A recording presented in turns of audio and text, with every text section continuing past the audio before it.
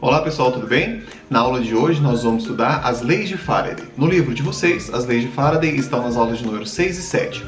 Esse conteúdo está associado ao estudo das eletrólises, então antes disso, você já tem que ter estudado eletrólise ígnea e eletrólise aquosa. Essa aula estará dividida em 2 vídeos. Nós vamos ver primeiro a parte teórica, um exercício de exemplo e depois faremos mais exercícios, beleza? Então acompanhe aí, vamos lá!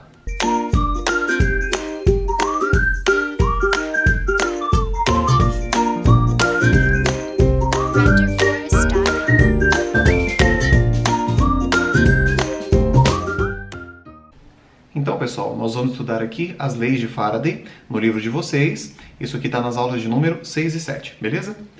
Bom, pessoal, lei de Faraday está intimamente relacionado às eletrólises. E aí eu trouxe aqui como exemplo uma imagenzinha que nós já estudamos lá atrás, na eletrólise ígnea, que é o seguinte, é uma representação genérica para qualquer eletrólise, certo? Então imagine que nós tenhamos aqui o cloreto de sódio a ser eletrolizado.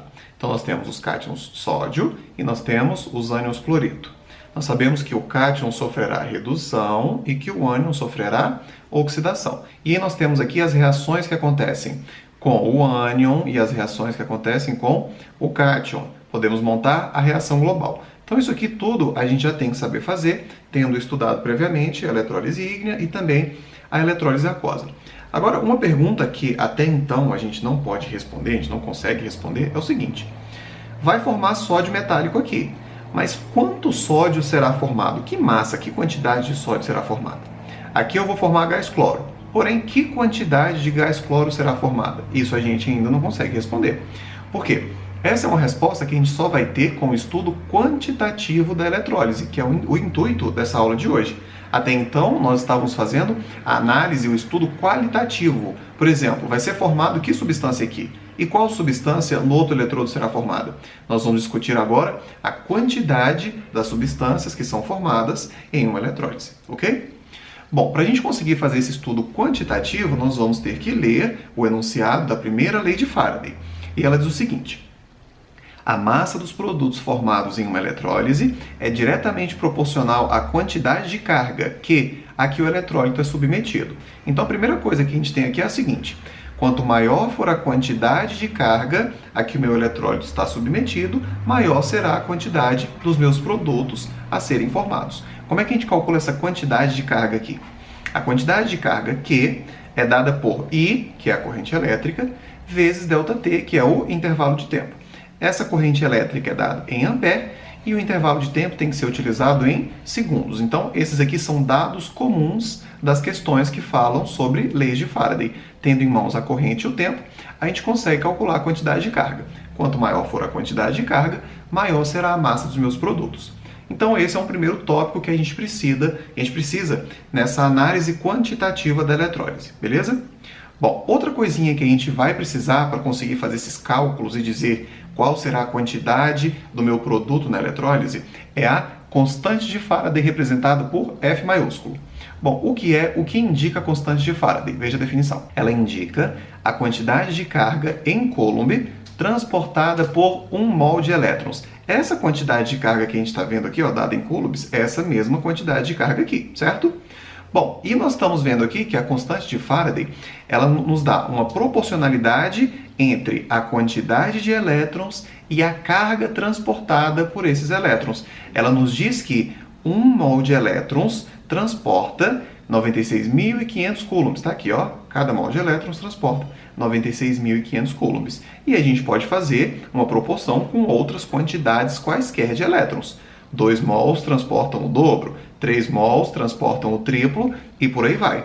E nós vimos no slide anterior que quanto maior for essa quantidade de carga aqui, maior será a massa dos meus produtos a serem obtidas, beleza? Ou seja, quanto mais mols de elétrons circularem na minha eletrólise, maior será a quantidade dos produtos. O que faz muito sentido, porque veja só, os elétrons vão estar chegando aqui no cátodo para provocar a redução do sódio, não é isso?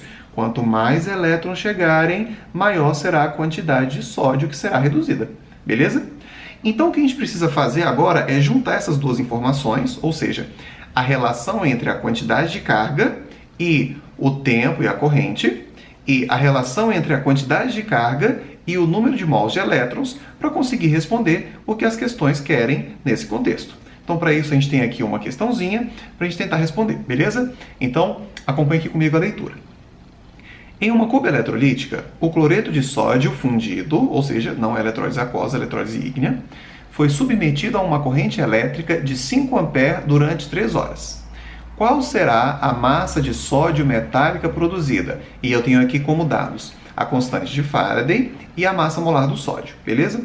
A gente pode começar pelo seguinte ponto, veja só. Eu tenho a corrente elétrica e eu tenho o tempo que essa eletrólise está durando. Com a corrente e o tempo, a gente pode encontrar o quê? A gente pode encontrar a quantidade de carga Q, beleza? A formulazinha é quantidade de carga Q igual a corrente vezes tempo. A corrente é de 5 A e o tempo é de 3 horas. Só que aqui, esse intervalo de tempo, a gente tem que usar ele em segundos. Então, são 3 horas, cada hora tem 3.600 segundos. Multiplicando tudo, a gente encontra a quantidade de carga em coulombs. São 54 mil coulombs, beleza? Muito bom. Agora a gente vai fazer uso da constante de Faraday para entender o seguinte. Essa quantidade de carga aqui significa quantos mols de elétrons? Porque os elétrons transportam carga. Quanto maior for a carga transportada, significa que mais elétrons estão circulando, beleza? Então vamos fazer agora uma regra de 3 para determinar o seguinte, ó. Quantos mols de elétrons nós temos com essa quantidade de carga? E a gente faz isso utilizando a constante de Faraday. A constante de Faraday está aqui, ó, 96.500 coulombs por mol, ou seja, a cada mol de elétrons que circula pela minha eletrólise, eu tenho 96.500 coulombs. Bom, nós vimos aqui que a carga e o tempo dessa eletrólise nos dão 54 mil coulombs. Logo, esses 54 mil coulombs significarão uma certa quantidade de elétrons. Fazendo a regra de 3, nós temos que a quantidade de elétrons que circula nessa eletrólise é de 0,559 mols de elétrons. Então, ó, é com isso aqui que nós vamos conseguir chegar à resposta da questão, beleza? O que a gente vai precisar fazer agora? Eu tenho a quantidade de mols de elétrons que vão estar chegando aqui no eletrodo para reduzir o sódio, beleza? E eu preciso saber o seguinte, esses 0,559 mols de elétrons vão conseguir reduzir que quantidade de sódio? Esse é o nosso próximo passo na resolução da questão, beleza? Para isso, nós vamos fazer uso da reação de redução do sódio. A reação do sódio é assim, olha só. O sódio mais o cátion sódio recebe um elétron para virar o sódio metálico, beleza? A conclusão que a gente tira com essa reação é a seguinte. Cada mol de elétrons forma um mol de sódio metálico. Então, antes de fazer continhas, vamos fazer a seguinte análise. Olha só. Um mol de elétrons forma um mol de sódio. Mas eu tenho um mol de elétrons? Não tenho, tenho menos, concorda? Portanto, eu vou formar uma quantidade menor de sódio. A relação que a gente quer, a resposta que a gente quer, não é em mols de sódio. A resposta que a gente quer é em massa, em gramas de sódio. Para isso, a gente vai fazer uso da massa molar do sódio. Então, pensa comigo, olha só. Cada mol de elétrons vai formar um mol de sódio, não é isso? É o que está dizendo aqui, ó. Um mol de elétrons forma um mol de sódio. E esse mol de sódio tem que massa? São 23,1 gramas. Logo, um mol de elétrons forma 23,1 gramas de sódio. Bom, com as nossas contas aqui, nós vimos que a quantidade de elétrons que chega ao eletrodo para provocar a redução do sódio está aqui, ó, 0,559 mols de elétrons, e essa quantidade vai formar uma massa X de sódio.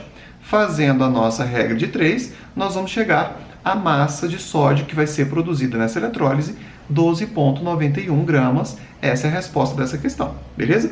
Se com os nossos cálculos aqui nós tivéssemos chegado à conclusão de que teríamos um mol de elétrons, nós formaríamos exatamente um mol de sódio e também exatamente 23,1 gramas de sódio. Só que como a quantidade em mols de elétrons é inferior a 1 mol, logo a massa obtida será inferior à massa molar, beleza? Outra análise. Se eu tivesse concluído aqui, ó, que na nossa eletrólise circulam 2 mols de elétrons, eu teria formado que massa de sódio? Eu teria formado o dobro da massa molar, beleza? Então, galera, é assim que a gente usa a primeira lei de Faraday e a constante de Faraday para resolver questõezinhas desse tipo. Mas a gente ainda vai dar uma olhada aqui no enunciado da segunda lei de Faraday, que na verdade está embutido em tudo isso que a gente está discutindo. E essa lei diz o seguinte: empregando-se a mesma quantidade de carga que em diversos eletrólitos, ou seja, em diferentes substâncias, que não seja o cloreto de sódio, A massa da substância eletrolizada em qualquer dos eletrodos é diretamente proporcional ao equivalente grama da substância. A gente não vai entrar na discussão aqui do que é o equivalente grama, eu acho que não vale a pena, mas o que o enunciado da segunda lei diz é basicamente o seguinte: se ao invés de sódio eu tivesse essas mesmas informações aqui, ou seja, a mesma corrente e o mesmo tempo para uma outra substância, vamos supor que não fosse o sódio, vamos supor que fosse o magnésio.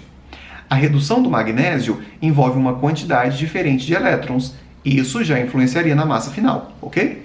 E a massa molar do magnésio também é diferente da massa molar do sódio, portanto, a massa também seria diferente. Apesar de ser diferente, seria proporcional à quantidade de carga que está circulando na nossa eletrólise. É basicamente isso que diz a segunda lei, ok?